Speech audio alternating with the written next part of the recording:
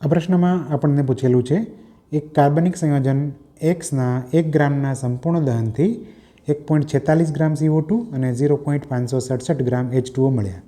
તો આ સંયોજનનો પ્રમાણસૂચક સૂત્ર ભાર જણાવો.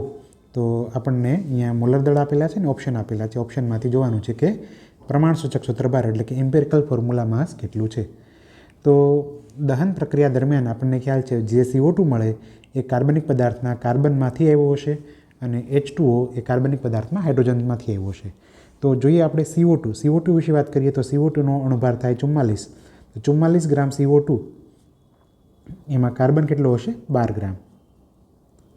માટે આપણને જે મળે છે કેટલો 1.46 ગ્રામ CO2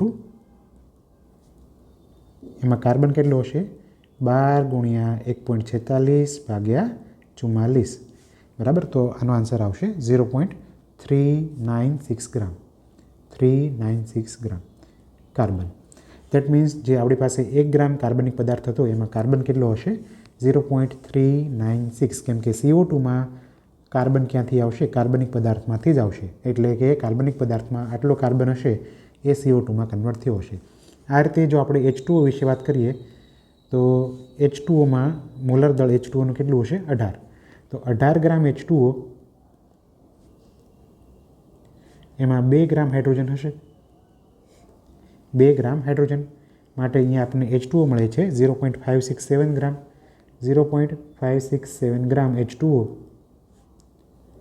એમાં હાઇડ્રોજન કેટલો હશે 2 ગુણ્યા 0.567 ભાગ્યા 18 બરાબર. સિમ્પલ ત્રિરાશિ છે 0.567 ગુણ્યા 2 ભાગ્યા 18. ઓકે, તો આનો આન્સર આવે છે 0.063 ગ્રામ.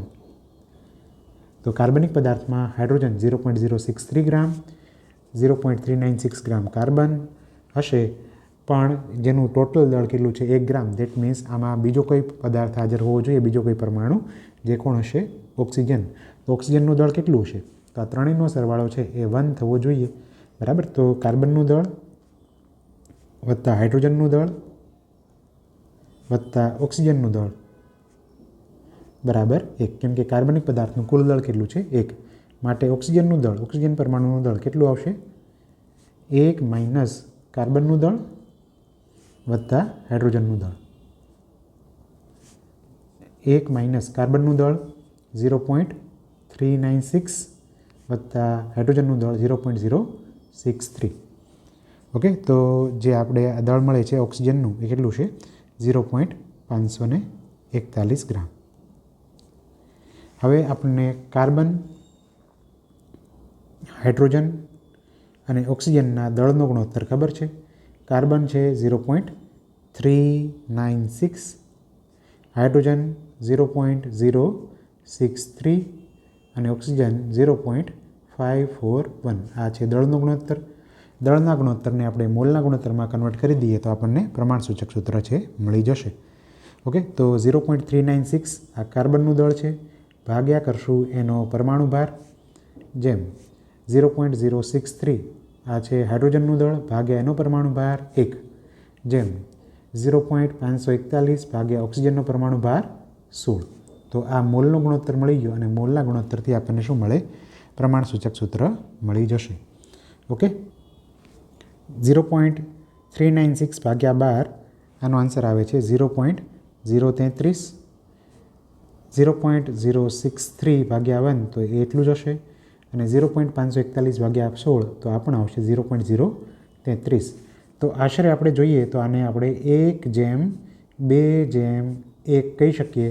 દેટ મીન્સ પ્રમાણસૂચક સૂત્ર મળશે CH2O અને પ્રમાણસૂચક સૂત્રનું દળ શોધવાનું હોય તો કાર્બનનું 12 વત્તા હાઇડ્રોજન 2 છે તો એનું 2 વત્તા ઓક્સિજનનું 16. ઓકે, તો 12 વત્તા 2 14, 14 વત્તા 16 ઓકે એ 30. આન્સર આવશે 30, 14 વત્તા 16. ઓકે, તો જોઈએ આપણે ઓપ્શન પ્રમાણે જોઈએ તો ઓપ્શન સી આપણો સાચો આન્સર છે 30. Thank you.